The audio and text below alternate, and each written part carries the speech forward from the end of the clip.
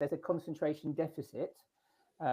So attention deficit challenge, and for some people it's manifests more of a sort of hyperactivity where concentration is a challenge, or they can find concentration, they can get over engrossed in something and be able to focus really effectively on one thing for a long amount of time um, whilst not really kind of paying attention to the other things they need to do in life. So there's a sort of lack of balance that they have, and this is what I'm sort of showing people. What are the root causes, which is two main things. So there's a sort of nervous system. So there's parts of the nervous system which are stuck in a loop due to things like you know birth trauma or C-sections or PTSD, or there could be when people from early childhood, when people don't crawl for long enough as infants, or if they're kept on their back for too long, then what happens is that certain reflexes of the nervous system, which they needed in early childhood or during birth, don't get switched off, and then these reflexes remain active in later childhood or in adult life, um, and they basically are related to head and the movements of the head are activate the arms and the body, and they sort of make the body do things which it needed to do in early childhood, but it doesn't need to do anymore in adulthood, and that's why we get these problems in concentration. So there's a sort of nervous system aspect of it, and there's also a neurotransmitter imbalance. So people can have not enough dopamine or not enough adrenaline to sort of keep the focus, keep the brain activated, and sort of focused on tasks. And this can be due to nutritional deficiencies like vitamin B, zinc, magnesium, and these kind of things. So it's a kind of combination of things which can contribute to ADHD. What does current neuroscience reveal about ADHD brain wiring? Oh, yes, wiring the most people misunderstood. So I think a lot of neuroscience looks at the symptoms of ADHD and how the brain is affected um, by by um, the problems in concentration and focus. And but what I think a lot of people um, think is that because they have ADHD or some other neurodivergent issue. I think obviously people on the autism spectrum are different. That's more of a kind of brain development issue. But in terms of purely ADHD, then that's a nervous system and neurotransmitter imbalance. And I think a lot of people think that their brains are somehow different because they have ADHD. Um, but in my experience as a health practitioner and working with lots of people, once you address the nervous system reflexes and start to kind of um, resolve that, then the symptoms start to go away. So from a kind of another angle on it is looking at the root causes of ADHD rather than thinking that the brain is different. It's actually the nervous system which is affecting the brain. Why has ADHD diagnosis surged in the recent decade? Is this a purely a genetic or are environmental factors at play? Well, I think there's a combination. I mean, obviously, I don't know, uh, I don't know the exact answer, but I suspect that it's a combination of more diagnosis, more people are being educated about ADHD and sort of thinking, hang on a minute, that's what I have. So they may be going and getting a diagnosis. So it's a lot more people being diagnosed. I think also, diet plays a factor. So if you're not getting the right vitamins and minerals you need to produce enough dopamine, adrenaline, and serotonin, for example, then this can manifest as ADHD. Um, and I think that the quality of diets for a lot of people is quite poor. If you're eating a lot of fast food, or you're not getting the right nutrition you need, which the body needs to produce the brain chemicals for focus and concentration. Um, and I think also there's a lot more distractions around us, right? Internet, and there's always mobile phones and the internet, and there's a lot more distractions um, in our environment. And I think that if people aren't, don't know how to sort of be in their body and be sort of centered and focused, then any underlying imbalances can be magnified by this sort of lack of, by this increase in stimulation from the outside. Let's talk about the root causes exploration, Mr. Hmm. Jacob. Beyond genetics, what are the three under discussed biological contributors to ADHD? Well, so I think a big part of it is early childhood development. Okay, um, so for example, um, most of the clients I have that have had ADHD have had some kind of, for example, cesarean sections, or some kind of difficult birth, or as I said, they hadn't crawled long enough as infants. I was working with a client recently who went from lying straight to walking, and she didn't spend she hardly did any crawling at all when she was an infant, and so therefore she had these nervous system reflexes that were needed while she was learning to crawl, but because she didn't do any crawling, they were still expecting to be activated by the nervous system. um, and this was what was causing her ADHD. She had a good diet, she did lots of exercise. So once we identified that primitive reflex was active, then she started doing the exercises she needed to kind of turn that reflex off, and then her ADHD went away. How might parental factors, stages, or stage for ADHD development? Well, I think there's certainly possibly a genetic element. So, for example, you've inherited genes in which your production of dopamine or adrenaline or serotonin is suboptimal, and you don't have enough brain chemicals or the enzymes needed to produce the brain chemicals for focus and concentration, then that can certainly play a role. Yeah. And what role does modern diet play in ADHD symptoms? Well, that's a very good question. So, as I mentioned, I think a lot of you know a lot of people have a very fast food oriented diet, or pre-prepared food that have low amounts of the vitamins and minerals that the body needs to produce um, the brain chemicals it needs.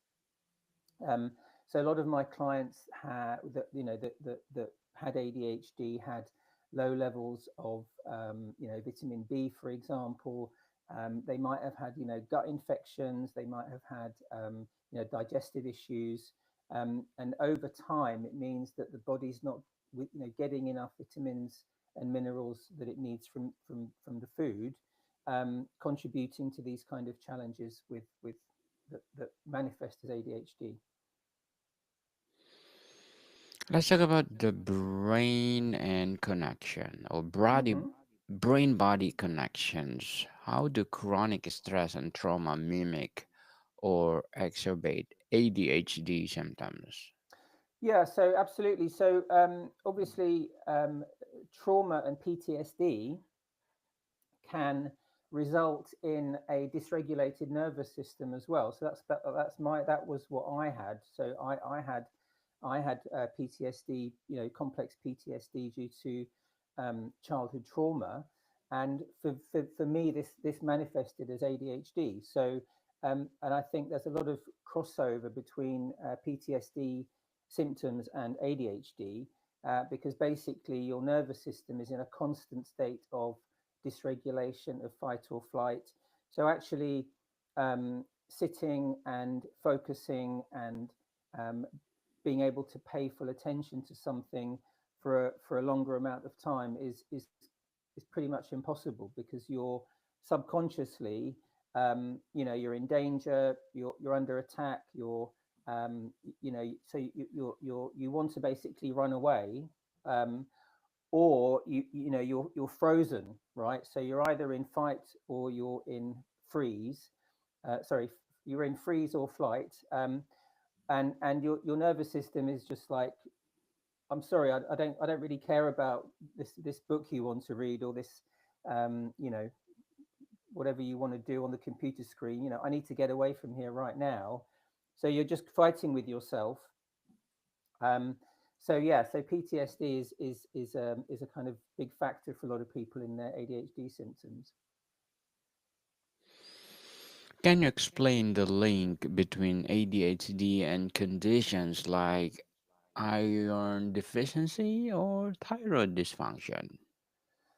So I think iron deficiency and thyroid dysfunction are, you know there may be a relationship, but I think in terms of ADHD, I wouldn't sort of say that people with thyroid dysfunction have more ADHD than not, or they might do, but it's not something that I'm that's not sort of my not something I'm familiar with.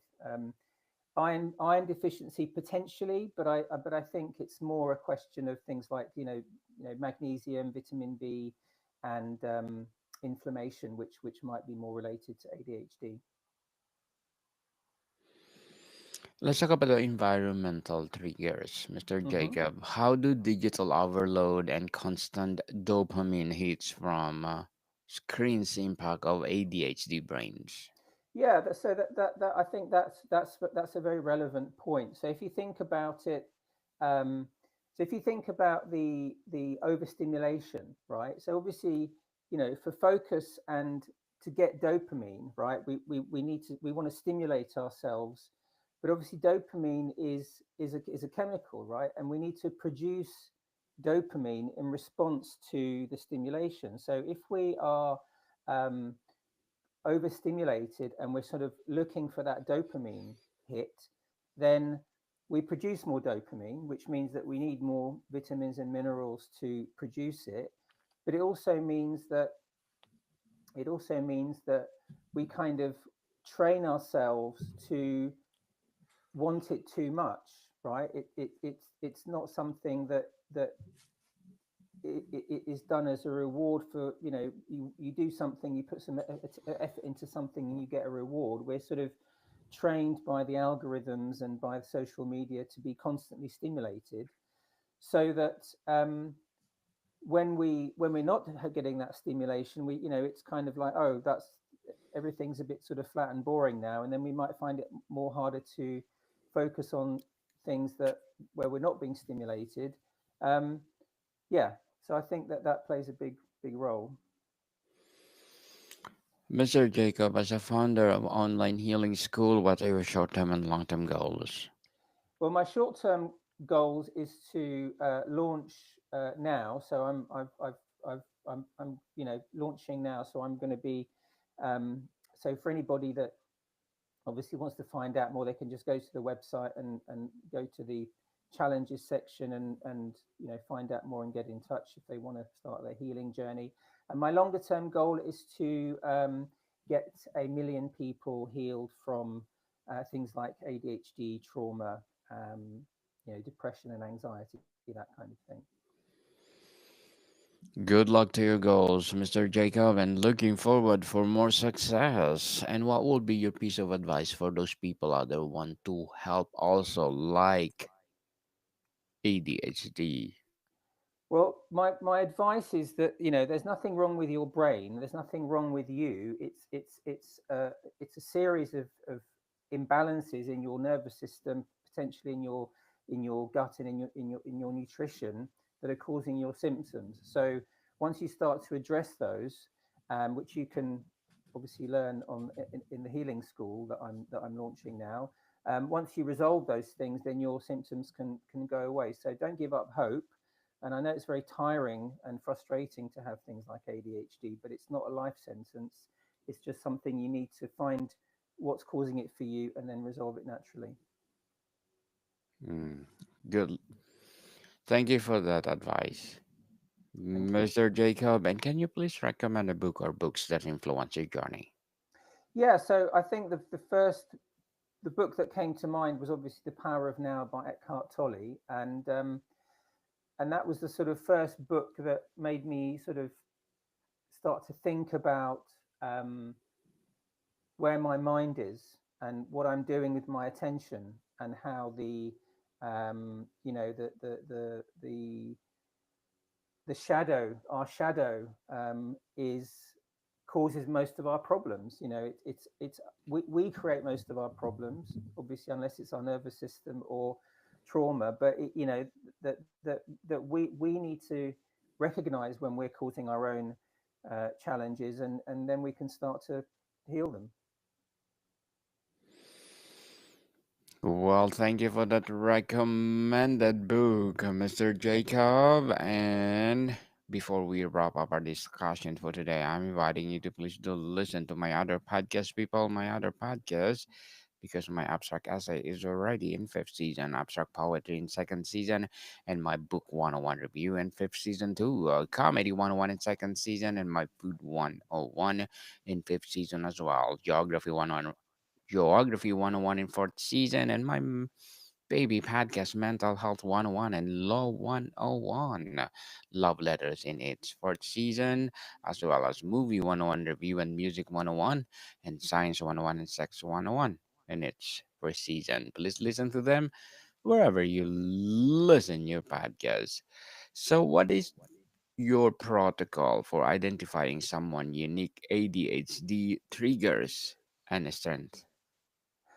Yeah, so basically, every reflex that you have active that's contributing to ADHD, you can test your body yourself to see how it reacts to certain movements.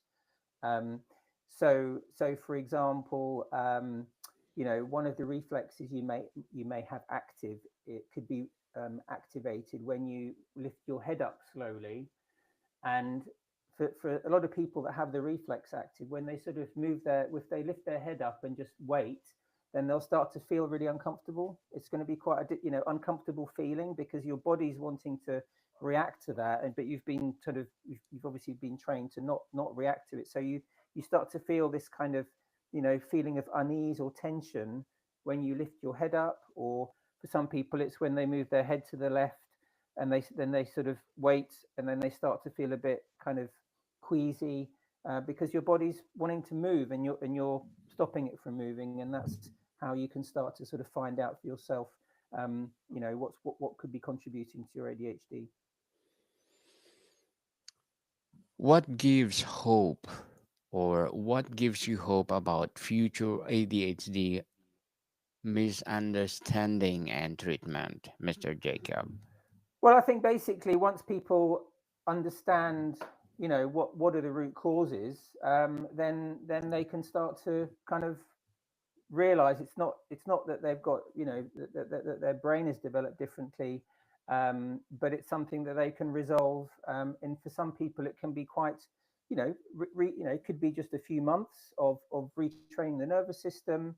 um, and for some people where there's trauma involved, whether it's from birth, or combat, or whatever it is, or abuse, then that obviously takes a bit longer. But you can basically learn how to suck that trauma out of your system with the sort of exercises and process that I teach. So whatever your life situation, it's something you can get through and recover from. Mr. Jacob Reimann, thank you so much for sharing your knowledge and wisdom to the world. So can you please invite our listeners to support your advocacy or any projects that you're doing right now? Absolutely. Yes. So where do people can reach you, Mr. Jacob? So if you go to the website innerfreedom.world, and there you can, there's a list of challenges where if you have ADHD, trauma, dyslexia, dyscalculia, so if you find counting difficult, then you can click on the challenges link at the top. Watch, there's a webinar where I explain what the root causes are, and then I invite you to schedule a call with me to discuss the healing program and how you can get started straight away to resolve those challenges. Yes, people, let's support Mr. Jacob Reimann because if you support him, for sure, more and more and more empowering advocacy to come. So, Mr. Jacob, thank you so much for your time. Thank you. More to come, people. See you soon.